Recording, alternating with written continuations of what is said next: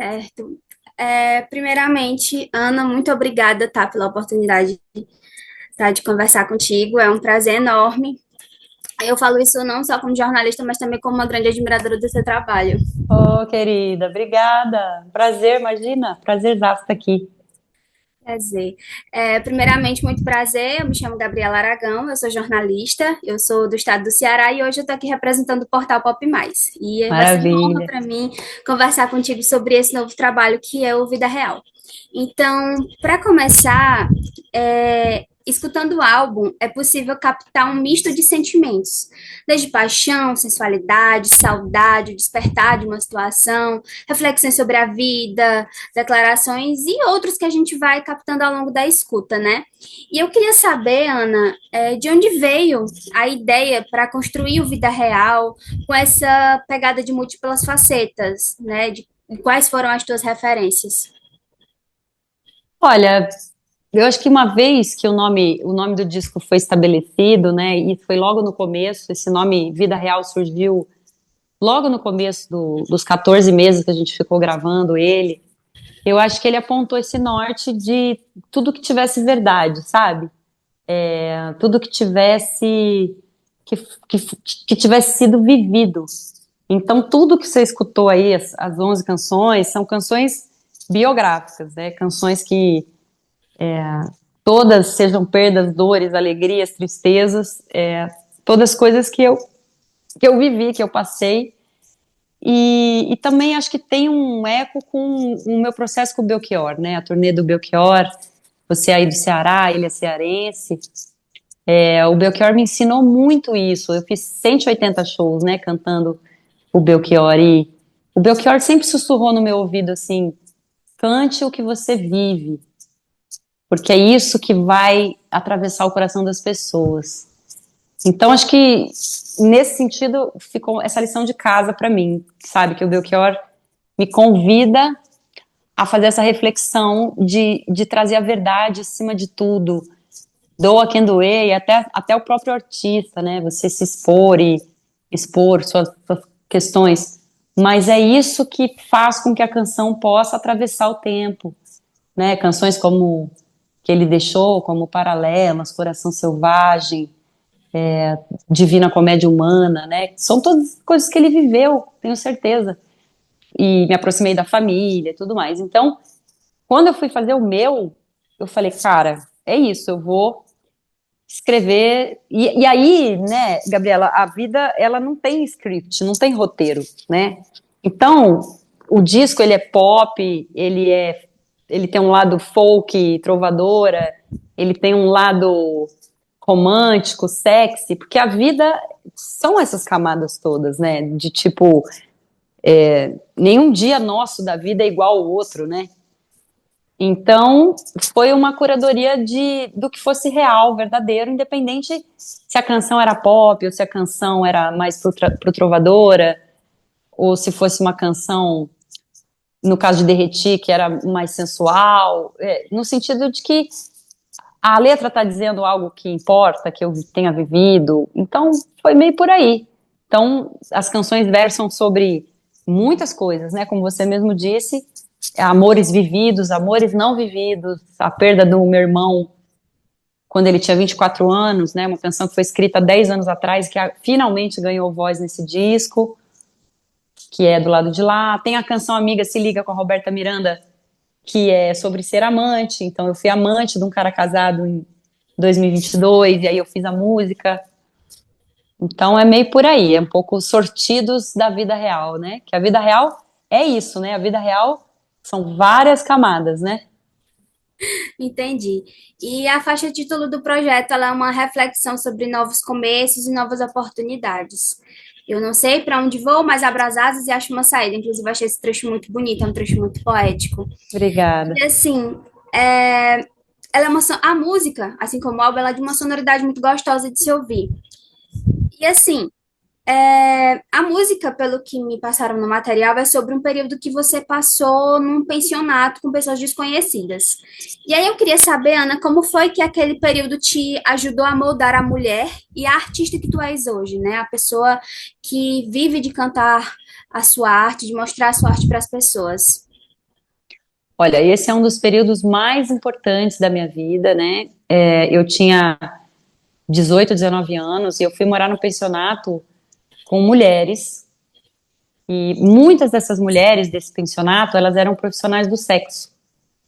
E profissionais do sexo de calçada, da madrugada. Não profissionais do sexo do café fotô, né? Eram profissionais da vida real. Então, essas mulheres, muitas vezes, Gabriela, elas me estenderam a mão, dividiram um prato de comida comigo, me ajudaram a lavar roupa no tanque, me prestaram sabão em pó, sabe? Eu me emociono de lembrar, porque não sai de mim isso. E esse foi um momento da minha vida que me ensinou muito sobre empatia, sobre o feminino, sobre a gente não julgar as outras mulheres, porque muitas mulheres estavam ali sobrevivendo dessa forma e mandavam dinheiro para os filhos que estavam em outros estados do Nordeste, muitas vezes, crianças. Então, faz muito sentido que essa música abra o disco, que ela tenha esse nome, Vida Real, porque foi um período que moldou a minha trajetória completamente. Eu dormia num quarto sem janela, e muitas vezes eu ouvia os ratos passando no forro do teto à noite, assim, sabe? E não tinha basicamente o que comer para viver. Eu distribuía panfletos nos faróis em São Paulo. Então, um período foi quando eu me tornei cantora, né? Eu me tornei cantora para sobreviver. Eu fui cantar nos bares e às vezes eu cantava também por um prato de comida, sabe? Em alguns bares. Eu cantava 2, 3 horas e eles me davam a refeição. Então, quando eu canto o Belchior, eu começo a contar essa história no show, né? Dentro do show tinha um momento que eu contava essa história. Foi um momento que eu assumi isso, sabe? Para mim, primeiramente, depois para as multidões, ou não, que eu estava de frente. Foi um processo psicanalítico de cura, sabe? De aceitação do que a gente é. E aí tem a frase do Belchior, né? Eu sou como você que me ouve agora, que fazia muito sentido para mim, reverberava muito. Então, quando vem o disco agora autoral pós-Belchior, eu falava, cara, eu tenho esse pacto de seguir esse caminho, de dizer de onde eu vim, o que eu passei, o que eu sou, porque isso não é motivo de nenhuma vergonha, sabe? É um motivo de orgulho, inclusive, quando eu contava isso no show, era um momento muito forte, assim, as pessoas se emocionavam, né? Muita gente chorava, eu chorava também, aconteceu muitas vezes. Então, com certeza é uma coisa assim, que se tem um lugar que a gente possa pensar a perenidade da arte, é esse compromisso com a verdade, sabe? Porque nós somos 8 bilhões de pessoas no planeta Terra, mas absolutamente nenhuma pessoa é igual a outra. Ninguém vive a vida do outro. Então, só vai fazer sentido, só posso falar da minha, da que eu tô vivendo, do que eu passei, do que eu vivi, né? Então, é por aí. O teu álbum, ele tem umas parcerias muito interessantes, inclusive, com o Ney Matogrosso, com a Ivete Sangalo e com a Roberta Miranda. Uhum. E, assim, são nomes de peso na nossa música brasileira, são nomes que a gente vibra quando escuta a voz, né? A gente se sente muito atraída por o trabalho deles. Então, eu queria saber como foi para ti cantar com esse pessoal, né? Dividir o microfone com essa galera, dividir a experiência, dividir a tua música e tê-los, né, no tracklist do teu álbum. Ah, foi super emocionante. Eu sou igualmente fã deles, assim como você, igualmente. E cada um na sua seara, né, no seu gênero. Mas eu acho que os três estão equiparados em relação à envergadura artística, né, de contribuição. Cada um ali é um alicerce dentro de cada gênero. A Roberta é uma precursora da composição feminina dentro do sertanejo. E eu queria muito que ela gravasse Amiga Se Liga pelo tema do feminismo, no sentido de. Eu meio que escrevi essa música pensando na Marília Mendonça, né? Então fazia muito sentido que fosse a Roberta para mim. Eu acho que a Marília não teria existido se não houvesse a Roberta antes, chutando a porta, sabe? E o Ney é um amigo de longa data, né? Então, ver o Ney Matogrosso, um intérprete desse quilate, gravar uma música que eu compus é algo de uma emoção, assim, que não tem palavras mesmo, sabe? Tipo, imaterial, assim, aquele negócio, uau. E a Ivete, cara, eu costumo perguntar para as pessoas se elas já viram o vídeo do Jamaico. Você já deve ter visto. Você conhece esse vídeo? Então, o Jamaico, ele é um estatuto do que eu acho que um artista pode representar em relação à conexão com o seu público, sabe? Eu amo a Ivete. Eu acho que a Ivete é uma das artistas mais fabulosas, uma entertainer, uma cantora, um ser humano maravilhoso. Então, tipo, ter essas três pessoas no meu disco é tipo realizações. É tipo abrir o show da Alanis agora, domingo, que eu vou abrir o show da Alanis. É realizar sonhos, assim, realizar sonho mesmo, sabe? De verdade. Entendi. E assim, agora falando da Ana artista, né? Saindo um pouquinho da Ana compositora, vamos falar da Ana artista, né? O que diferencia a Ana do Vida Real, a Ana desse álbum de 2025, a Ana que a gente vai ouvir nesse novo álbum, para a Ana dos álbuns anteriores? Queria saber Hum. de ti, o que é que te diferencia a Ana de hoje da Ana dos álbuns anteriores? Olha, eu acho que é a maturidade, sabe? Eu acho que, por exemplo, canções como Esconderijo, que aparece no meu segundo disco, é uma canção muito especial, assim, que foi muito bem escrita, resolvida, mas eu acho que faltava também bons parceiros. Eu acho que eu tive grandes contribuições nesse disco agora, como o Dudu Marotti, produtor, um produtor que eu consegui me alinhar de alma, assim, sabe, que produtor mesmo, que abraçou, que deu o seu melhor, que destrinchou cada canção, cada verso, cada palavra. Foram horas e horas intermináveis de gravações, de aberturas de vozes, de vocalizes, de violões, de músicos. E o Fernando Furtado, meu empresário, né, que vem do Skank, da trajetória do Skank. Então são duas figuras que têm, eles estão com 58, 59 anos, então eles têm muita experiência na música brasileira. Eu acho que isso faz muita diferença em relação aos meus discos pregressos. Parceiros maravilhosos que dividiram comigo a responsabilidade desse disco pós-Belchior, assim. Eu tinha uma responsabilidade com esse disco, tem uma expectativa grande do público que a gente conquistou com o Belchior, né? Então, dividir o fardo dessa responsabilidade com eles foi muito legal. São dois caras maravilhosos. Então, acho que é por aí, são as contribuições e também a maturidade, né? Ter passado pelo Belchior, eu acho que me deu uma outra compreensão do palco, da perenidade da música. Então, acho que tem bastante coisa aí que me diferencia dos discos anteriores.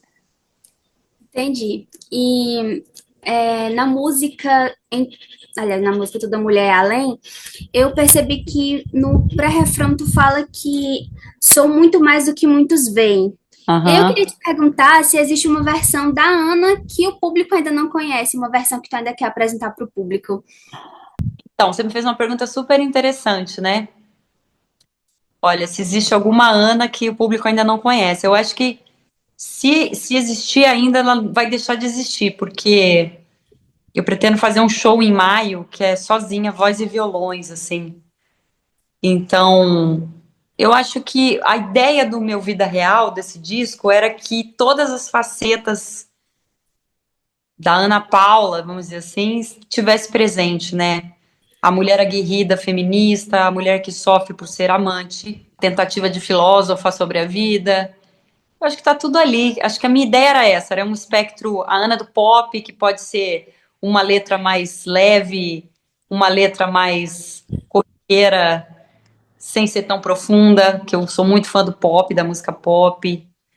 Então, acho que tá tudo ali, sabe? Em paz e coexistindo.